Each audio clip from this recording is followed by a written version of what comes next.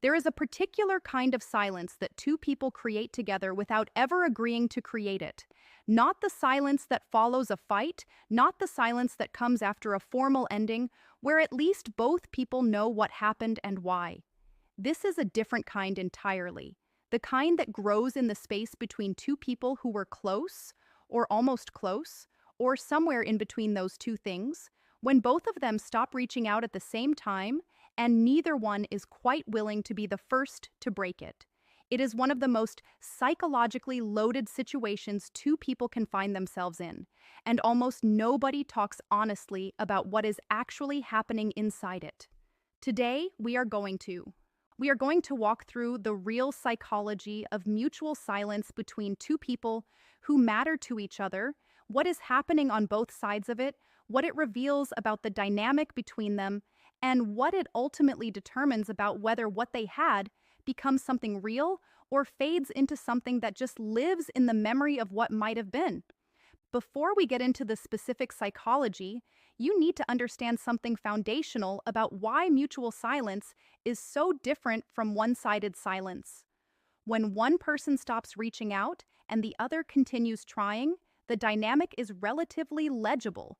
One person is pursuing and one person is retreating, and while that creates its own kind of pain, at least both people know roughly where they stand. But when both people go quiet at the same time, something far more complex begins to happen. Both people are now operating inside the same uncertainty simultaneously. Both are wondering what the silence means. Both are interpreting the other's quiet through the filter of their own fears and hopes and assumptions.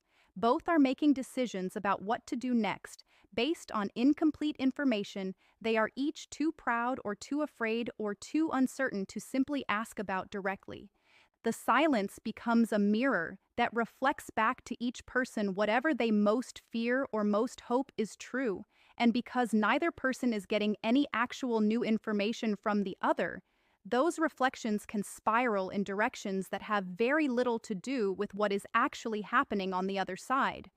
The first thing that happens in mutual silence, usually within the first few days, is that both people begin filling the silence with interpretation. This is where the real psychological complexity begins, because the interpretations each person reaches are almost never accurate and almost always shaped more by their own internal state than by any actual evidence about the other person. She tells herself the silence means he lost interest, or he is seeing someone else, or the connection she felt wasn't as mutual as she thought it was. He tells himself the silence means she was never that interested to begin with, or he said something wrong, or she moved on faster than he expected. Both of these interpretations feel completely logical from the inside. Both are supported by the evidence available, which is nothing, which means both can be equally well supported by nothing.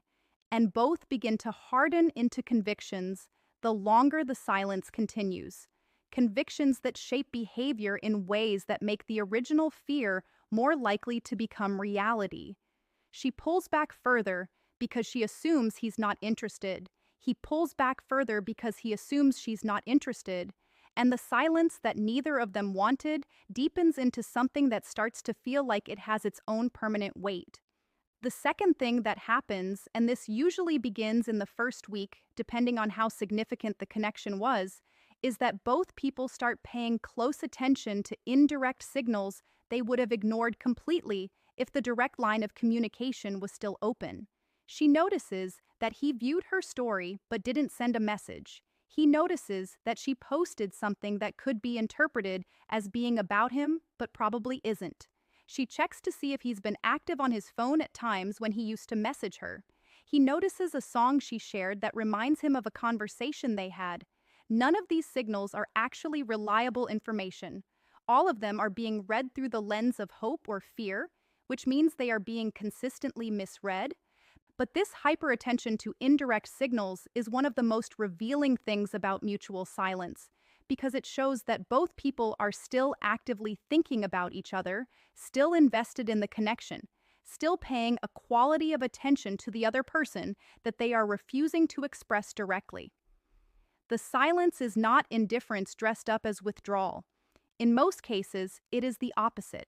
It is intense engagement with the other person happening entirely internally, invisible to the person it's directed at.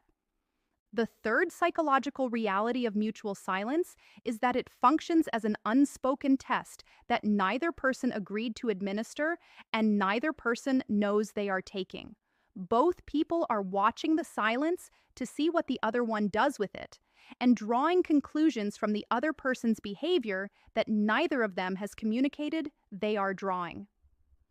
She is watching to see if he cares enough to bridge the gap first. He is watching to see if she cares enough to reach out. Both are using the other's silence as evidence about the depth of their interest, without either of them acknowledging that they themselves are also silent and that their own silence is creating the same evidence about them in the other person's mind. This mutual misreading is one of the most tragically common dynamics in human relationships. Two people who both want to reconnect, both waiting for the other to go first, both interpreting the other's waiting as disinterest, both retreating further into silence as a result of a conclusion that was never actually true. The silence was never about disinterest. It was about fear. But fear and disinterest produce the same external behavior, and from the inside of the silence, it is almost impossible to tell the difference. The fourth thing that happens in extended mutual silence is a recalibration of value that most people don't anticipate and cannot fully control. When something is consistently available to us, we tend to undervalue it without realizing we are doing it. But when that same thing becomes suddenly absent, the mind recalibrates quickly and sometimes sharply. This is why the mutual silence period, even when it feels like nothing is happening, is actually one of the most active periods in the psychology of any connection. Both people are quietly, often unconsciously, recalibrating what the other person means to them in their absence. The things they liked about the connection become clearer in retrospect. The moments that felt good become more significant in memory than they were in the moment. The possibility of losing something permanently, which the extended silence begins to make feel real, triggers a response in the human mind that comfortable availability never could. People rarely fight for what feels guaranteed, but they will fight, or at least genuinely consider fighting, for something they can feel slipping away. The mutual silence is the mechanism through which both people begin to feel that slipping, and the recalibration it produces is often what eventually breaks the silence when something finally does. The fifth psychological reality is the one that determines everything about where things go from here, and it is the one that most people understand least clearly when they are inside the situation. What breaks the mutual silence, who breaks it, how they break it, and what they bring to the moment of breaking it, all of this is shaped almost entirely by what each person did internally during the silence rather than what they did externally. A person who spent the silent period genuinely reflecting, genuinely understanding something about what they value and why, genuinely arriving at a clearer sense of what they want and whether this connection is worth the vulnerability of pursuing it. That person breaks the silence from a place of real clarity. Their reaching out carries a specific quality that is recognizable even in a short message. It feels settled. It feels honest. It doesn't feel like desperation or strategy. It feels like someone who figured something out and decided to act on what they figured out. That quality changes everything about how the reconnection lands and what it is capable of becoming. Compare that to the person who breaks the silence primarily because the uncertainty became unbearable, because they couldn't stand not knowing any longer, because the silence itself felt more painful than whatever risk came with ending it. That reaching out also breaks the silence, and it might produce the same immediate warmth and reconnection in the first few exchanges. But the foundation underneath it is different, and the difference tends to show up over time in how the dynamic between them unfolds. Breaking silence from desperation and breaking silence from clarity both look like a message arriving on someone's phone. They don't feel the same at all.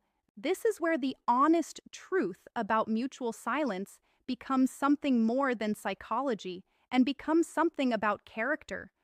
The person who uses the silent period well is the person who does not spend it waiting, who does not spend it checking indirect signals obsessively or constructing elaborate interpretations of what the other person's quiet means, who does not put their life on hold while the silence continues, keeping some interior door propped open and everything else in their life slightly on hold pending the resolution of the uncertainty. The person who uses the silent period well is the person who takes it as information, not about the other person, but about themselves. What does it mean that this particular silence feels this heavy? What does it reveal about what you actually value in connection? What would you do differently in the dynamic if you had the chance to re-enter it? What do you genuinely want? Not what do you hope the other person wants from you, but what do you yourself actually want from this? And is what you want actually available in this specific situation? These questions are not comfortable. They require a kind of honesty about yourself that is harder to sit with than scrolling through someone's social media looking for clues. But they are the questions that turn a period of painful silence into something that genuinely changes you, that makes you someone different by the time the silence ends than you were when it began. And that difference, that genuine internal shift that happened in the quiet, is what makes the reconnection, if and when it comes, actually worth something rather than simply resuming the same dynamic that produced the silence in the first place. Here is the deepest truth about what mutual silence actually is. Underneath all the psychology and the behavior and the waiting and the interpretation, it is a moment of reckoning for both people simultaneously. It is the relationship or the connection or the almost relationship stripping away all the comfortable habits and the easy availability and the surface level exchange of messages that had been filling the space, and asking both people to look clearly at what is actually underneath all of that. What is here when you take away the momentum? What remains when you remove the habit of contact and see what exists in its absence? Is there something real enough that both people would choose it again deliberately, with full awareness, rather than simply continuing because continuing was easy? Or does the silence reveal that what was there was more about comfort and availability than about genuine connection? Most people are terrified of this question and do everything they can to avoid sitting with it. They break the silence too quickly before it has had time to reveal anything, because the discomfort of not knowing is worse than the possibility that what the silence reveals might be hard to look at. But the people who let the silence do its work, who stay in the discomfort long enough to actually learn something from it, those people come out of the silence changed in ways that matter. They know more clearly what they want. They have more genuine access to what they feel rather than what they hope to feel. They are less likely to re-enter the same dynamic and produce the same silence all over again a few months later. And if they do reach back out, the reaching out comes from somewhere real rather than somewhere afraid. And the connection that grows from that real place has a fundamentally different quality than anything that could have been built from the momentum of comfortable availability.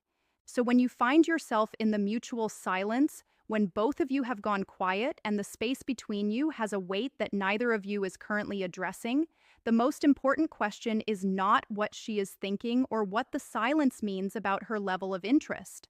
The most important question is what you are doing with the time. Are you spending it in the obsessive, low-grade vigilance of checking signals and constructing interpretations and keeping your interior life on hold pending resolution? Or are you spending it actually living, actually building, actually going deeper into the things that make your life feel full and meaningful and worth being present for? Because the person you become during the silence is the person who will show up when the silence ends, and the person you are when you show up is the thing that determines everything about what is possible from that moment forward. Not the words you choose when you finally reach out. Not the strategy you employ to seem less affected than you are. The actual person, built or not built, during the time the silence gave you to become something more than you were when it began.